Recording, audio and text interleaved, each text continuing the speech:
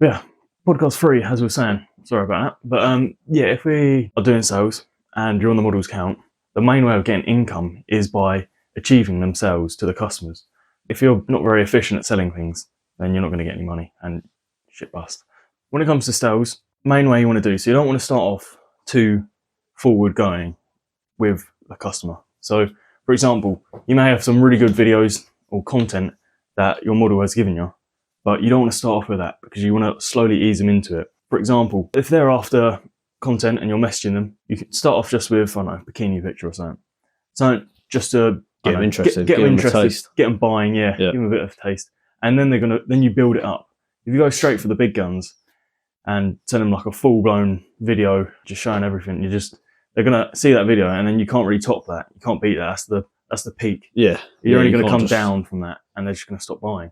So if you build it up, be able to sell more images, sell more videos, get more money basically. So that's the main part when it comes to sales, as in when you're on your model's account. Yeah, no, I agree. And it's not just OnlyFans, it's everyday business. Exactly.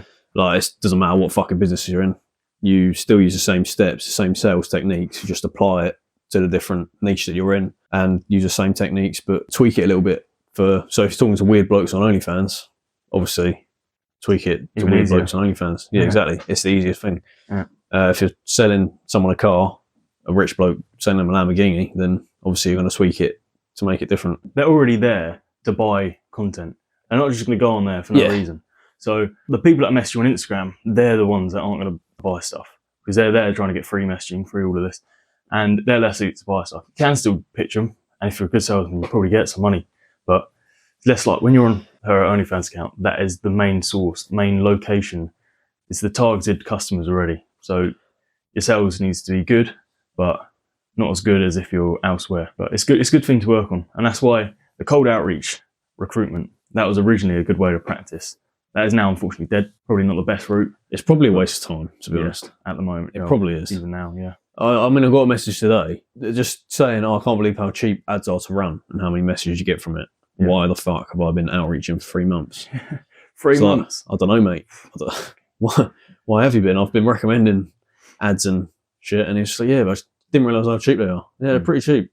If you'd rather spend 20 quid than 3 months, then great plan. Run ads or buy models or whatever the fuck you want to do. But it's pretty much a waste of time right now. Unless you have like direct their WhatsApp number or something like that. If you like scrape data from sites or something like that, then it might be worth it. But going straight in with a Instagram DM when 5-10 people a day are doing it, you're never going to win. But then that's the thing, because you can get them through the ad. So you've got them, they're interested, they're then the targeted customers. But then to be able to get them to join you specifically, because they'll probably look at other ads as well, other agencies, and they'll probably want to join them as well. So then you need to stand out from the rest of them. Best way to do this really is have a good dominant key feature about you which makes you special to the rest of them. You can't just say the same thing. Try and make it personal to them. To say if they got a busy lifestyle, try to say, oh, well, it only takes X amount of time on one day, you can do it in bulk. We can show you the exact positions, etc., and sell it to that way. Specific point, personal point, and then you just need to stay kind of consistent with it. You need to be able to sell that idea and make sure you follow up on that idea. You can't just be chatting shit and then just expect them to be like, yeah, stay with you. If you say you're going to do something, just try to stick to that consistency with that. Something that I learned while working in sales wasn't just to pitch them an idea, because people don't like being sold to. So you want to create a bit of an illusion. What I was taught to do when I was working in sales is you basically qualify them. You start asking them questions to make it seem like they're the ones that need to be qualified to join you rather than you selling to them. So you ask them questions such as, how old are you? What smartphone do you have? Where are you based? Why do you think you're a good fit for this agency?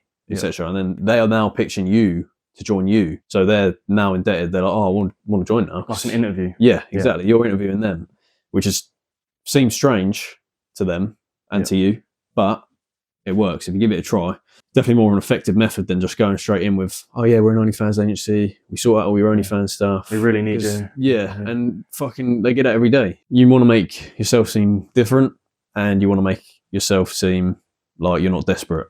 Because people smell when someone's desperate. You can smell it. It's like they're just reeking for constantly getting on their case as well. So if they don't reply for 2 hours, don't start saying, "Oh, what do you think? What do you think?" Don't do that. Yeah, that's like probably the worst thing you can do. You can put a little bit of pressure on when you're talking to them, but as soon as conversations stop for a little bit, don't start then applying the pressure. Exactly that. If you're not going to get them, you're not going to get them. They're going to come to you if they're going to want you. Yeah, no, exactly. People say as well, Yeah. oh, when do I follow up? It's been like an hour. I'm like, you don't really follow up. They know you're there. Yeah. They know what you do because you've explained it. And if you haven't explained it, they don't even want to know. So if they are interested in the future, they'll definitely come back. And it works so much better. Like, people just don't have the patience to wait a week or two for them to come back. They just want an instant answer. They're like, give it to me now. A potential follow-up. So if you did want to follow up a little bit, you could just start posting a bit more on your story. They're going to see you're more active. Yeah.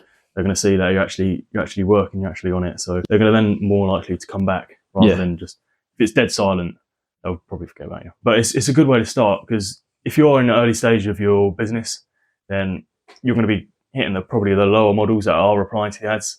Later in the stages, then you can start doing a bit more cold outreach to the top models. Obviously, it's going to be a bit more than cold outreach, because you can't just mess their Instagram, because they're not going to reply. Yeah. But through other agencies, through other networks, you'll be able to get in contact with them, and you need to get your sales good for that point. Really, it's all a build up, all good practice. Any sales you can get, it's good practice. So that's recruitment side.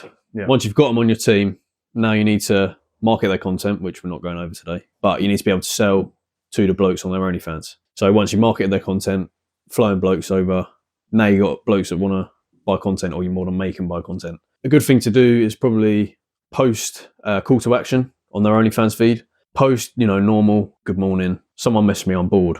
And then people will be like, oh, she's bored. She wants me to message her. They get interested, they message you.